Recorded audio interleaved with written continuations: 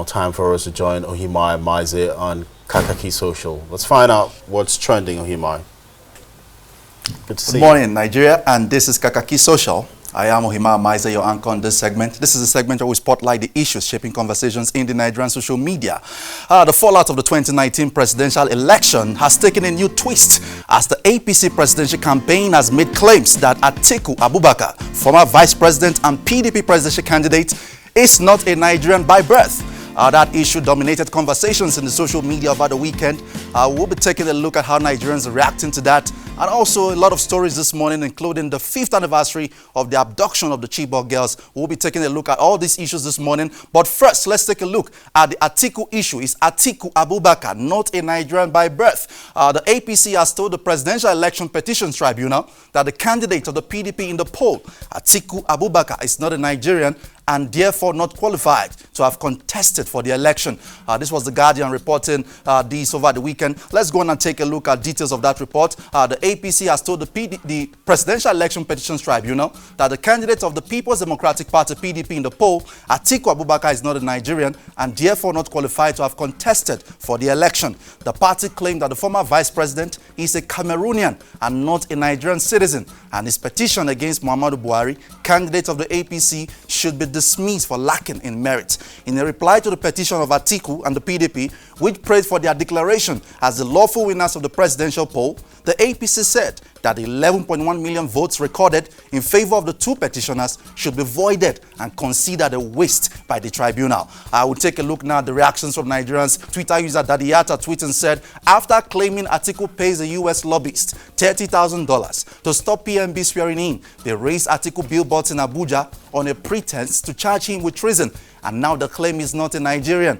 Truth is, the APC is jittery of Atiku's determination to reclaim his mandate. Atiku is coming. Dadiyata tweeting. St. Jude Ndukwe in a tweet said, going by Buhari's submission at the tribunal that Atiku isn't a Nigerian by birth but plebiscite, it is safe to say that Buhari and, in fact, all born before October 1st, 1960, aren't Nigerians by birth but by independence, since Nigeria was merely a geographical expression and not a nation until 1960. St. Jude Ndukwe in the tweet there. Eddie Younger, bringing an interesting perspective to the conversation, said, I think APC is right to challenge Atiku's eligibility based on our constitution.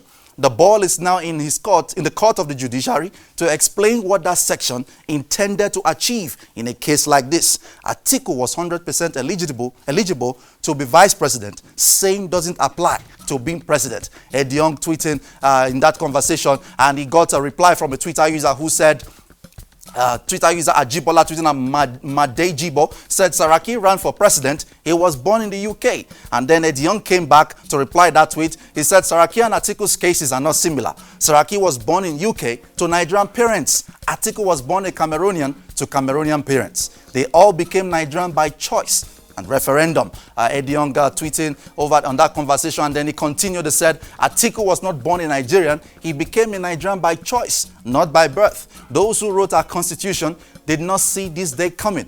There's nowhere in the constitution that says the VP must be a Nigerian by birth as well. He was constitutionally eligible to be VP, citing section 130, subsection 2A of the Nigerian constitution that says a person shall be qualified for election to the office of the president if A, he is citizen of Nigeria by birth. Eddie Young citing the constitution there to back up claims that Atiku might not have been eligible to run for the last presidential elections. Uche Ezenyo tweeting said, Atiku worked with the customs for years. Atiku was vice president of Nigeria.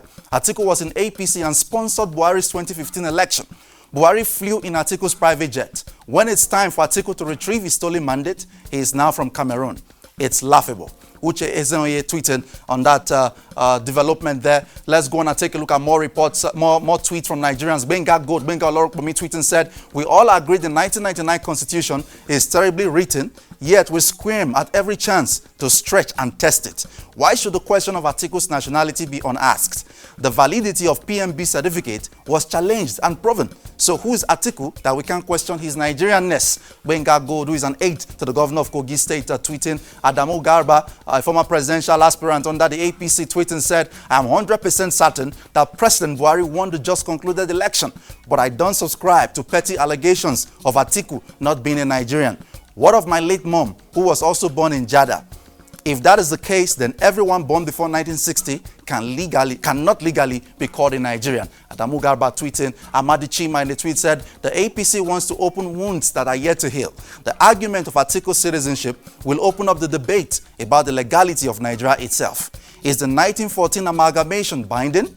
Did Britain receive legal powers from the tribal territories to force the amalgamation? Caution.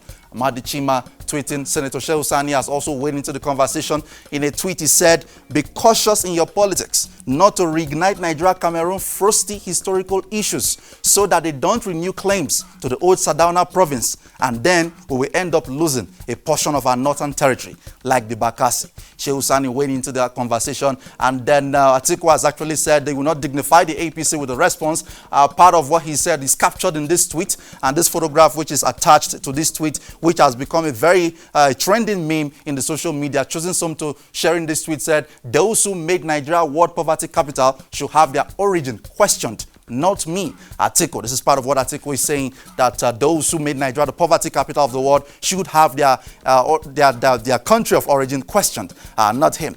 We move on to the issue of the police. The police is back again in the conversation. It seems like every single day there is something about the Nigerian police force that is trending in the social media. And over the weekend, death sentence for killer police was trending as report broke that the police had shot dead two lovers who were returning from a nightclub early Saturday morning in Lagos. This sparked a lot of outrage in the social media. Sahara reporters filing that report, police in Apapa shoot two young lovers returning from nightclub. Let's take a look at the details of that report. With the dust over the killing of football fan Kolade Johnson by Inspector Olalekan Oguyemi in Mangoro area of Lagos yet to settle, the police in Lagos are again enmeshed in a fresh case of extrajudicial killing, this time in Olodi Apapa, Lagos. Two young lovers identified as Ada Ifeanyi and Emmanuel Akomafua were returning from the nightclub early on Saturday morning when they were waved down by the police. Akomafuna, the driver, did not immediately stop. So when the police chased him down, they shot both of them. They had shot the guy first, and when his girlfriend raised his voice against the policeman, "You've just shot my boyfriend, he's bleeding," they shot her as well. She died on the spot. And according to Sahara reporters in extended report yesterday, they have come to tell us that the guy has also died. This is how Nigerians were reacting. Rugged man, rap star artist who has also been a campaigner for the Reform Police and the NSAS movement, tweeting said, "Men of the police have killed another innocent Nigerian youth. They killed a 20-year-old girl in Najegunle, while the boy that was with her was also shot and is fighting for his life. We demand the death sentence for killer police." Nigerians are taking to the social media to advocate that any policeman who has been caught or found to have killed an innocent citizen illegally, unjustly, extrajudicially, should actually face the death sentence. Ayami Sola tweeting said, "Another day in Nigeria and they have taken another life in Ajegunle. Someone's daughter, someone's sister, whose only crime is to hang out. They are gradually getting rid of leaders of today. Who is next? Me? You? Death sentence for killer police." Dr. Tubo tweeting said, "Arresting erring officers haven't stopped them from killing our brothers and sisters unlawfully.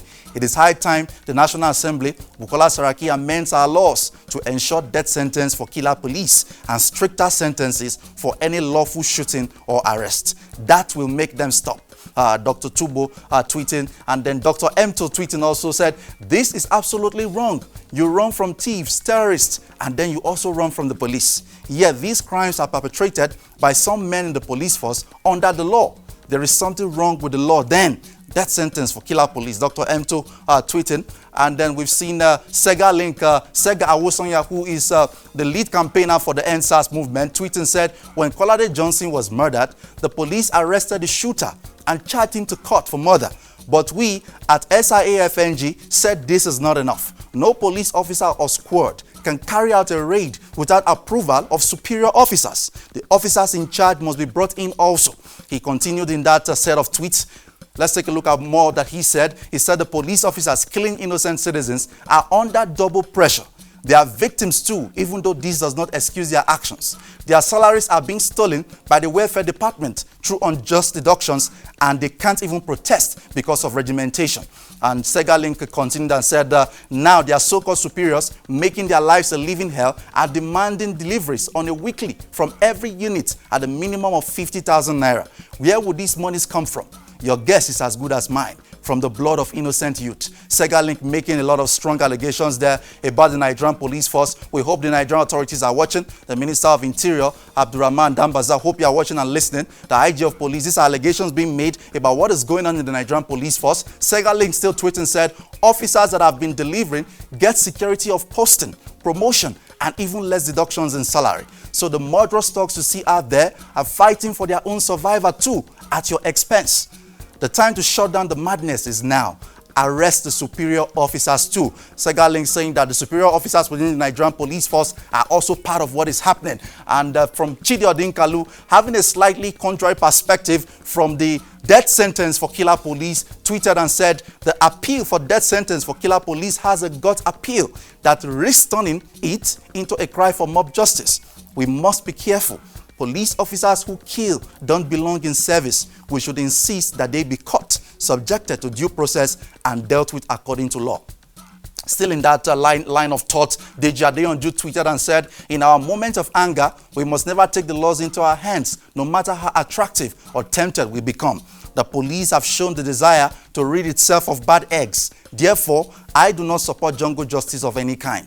Death sentence for killer police. Deji Adeyanju tweeting there. Rugged Man came back in a tweet. The latest development on the issue of the killing in Lagos. Wanted for murder. Inspector Daniel Ojo. Tweet farm. Please be on the lookout for this criminal. He is wanted for the murder of a 20-year-old girl in Ajegunle. Let's help the good police find him. The police has actually released a list of names of the police officers who were said to have been involved in the killing of those two young Nigerians who were returning from the nightclub. Inspector Daniel Ojo is one of them. He is currently on the run. He has been declared wanted by the Nigerian police. And then Gossip Mill Niger brought us another story over the weekend. I know my rights. You have no right to search my phone. Young Nigerian guy cries out as SARS police officers mercilessly beat him up, all because he had two phones and refused to unlock the expensive one. They seized it, told him to come to Alagbon FCID to retrieve it. Please retweet NSAS. Let's take a look at this video very quickly.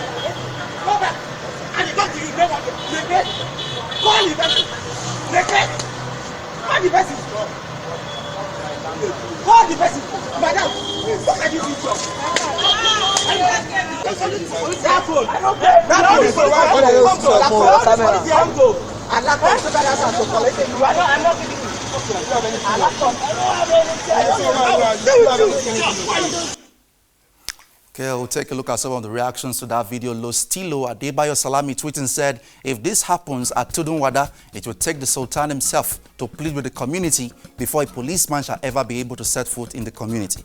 I am afraid the police might be pushing the youths down south to start getting violently defensive. This is barbaric. But another Twitter user tweeting, Sexyboy2, Omoyo Maimane said, I sympathize with the victim here, but I will keep saying with regards to such issues that we Nigerians are responsible for things like this when they happen to us. If we simply obey, we won't be treated this way. If you have nothing to hide, give them your phone to search. And I think this is an important twist to the conversation.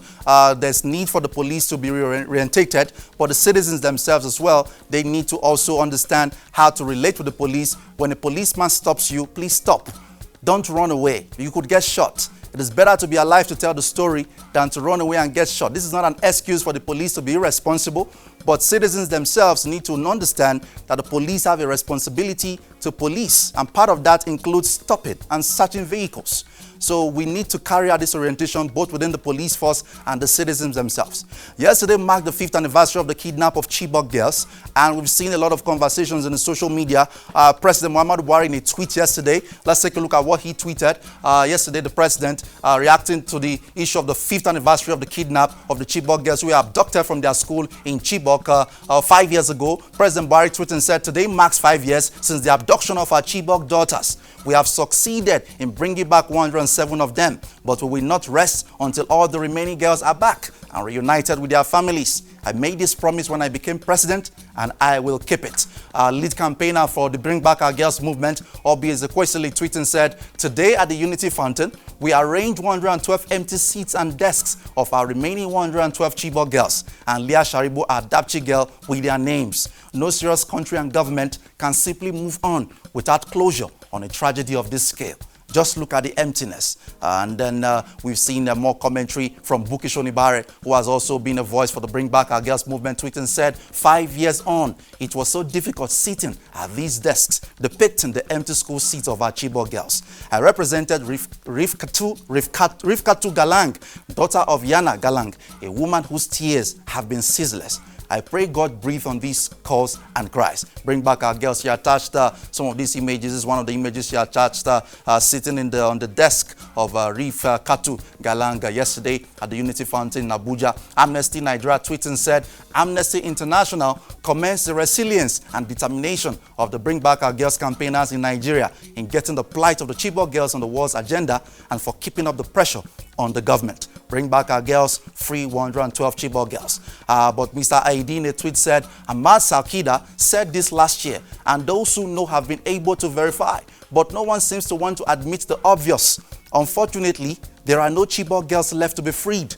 Of those still unaccounted for, 100 plus have passed away and close to 20 have become jihadi wives. Ahmad Salkida also in a tweet yesterday said, is there any credible information that rendered my April 14, 2018 report on the remaining Chibok girls inaccurate?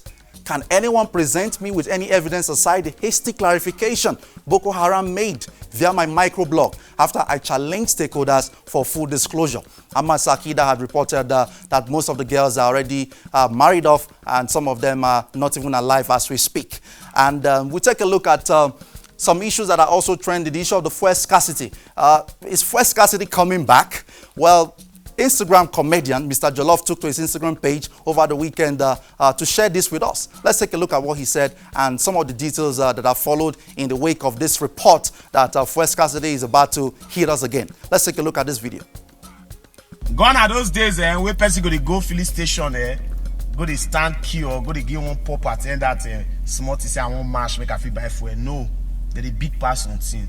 All this now which I see when I be small picking. I don't even bought 2 children now. I see they want to express all this kind of matter because information whether they go around town now say like say they want to increase the price of fuel.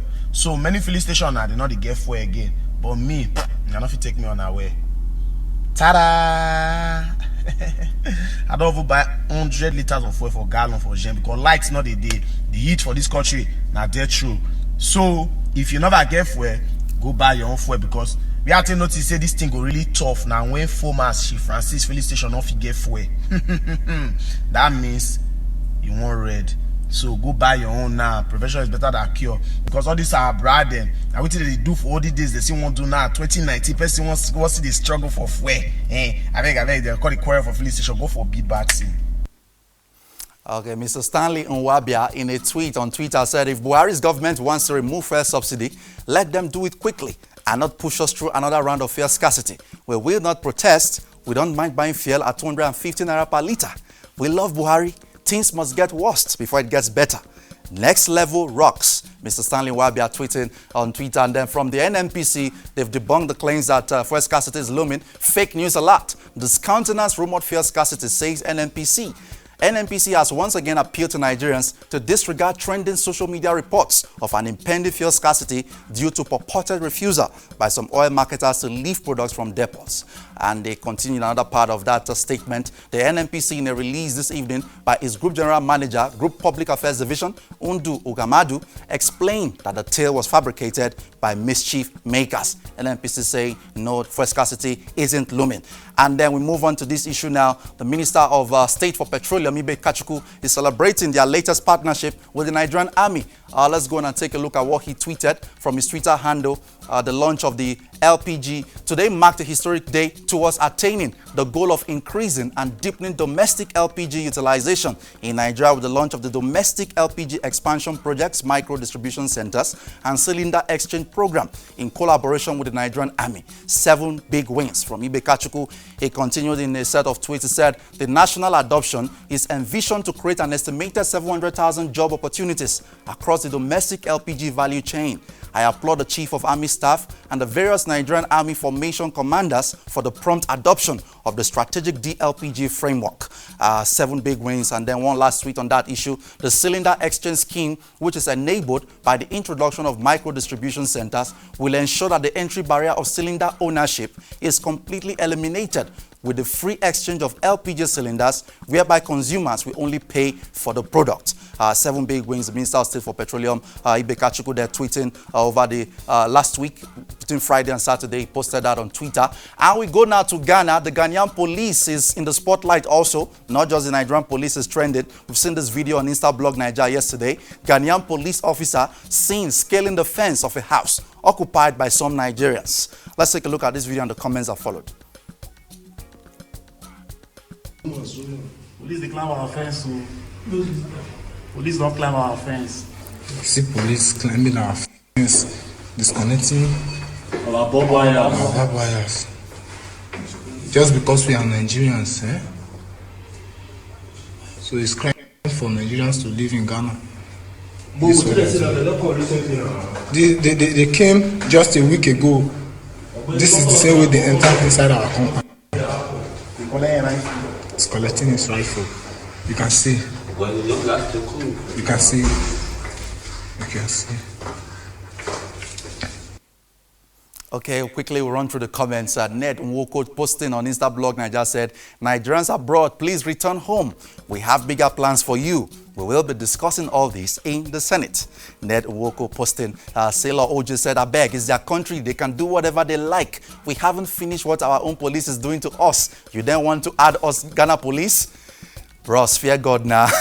Sailor OJ posting, YLX7 posting said, the same thing is happening in Kenya at the moment. They come to pick innocent people at their houses and tag them with unlawful stay and drug trafficking. At this moment, even people whose documents are valid in Kenya are being locked up in station without being allowed to call a lawyer. May God help Nigerians in overseas. And then a few more comments on this issue. Monkas posting said, this SARS behavior don't spread enter other countries, so Ghana own don't start. Monkas posting there. And it was Nelson Mandela, the late great Madiba of Africa, who said education is the most powerful weapon you can use to change the world. The next video you're about to watch as we conclude this segment this morning is clear evidence that education is lacking here. Let's take a look at this very funny video, which was posted on Twitter by Senator Dino Melai. Let's take a look.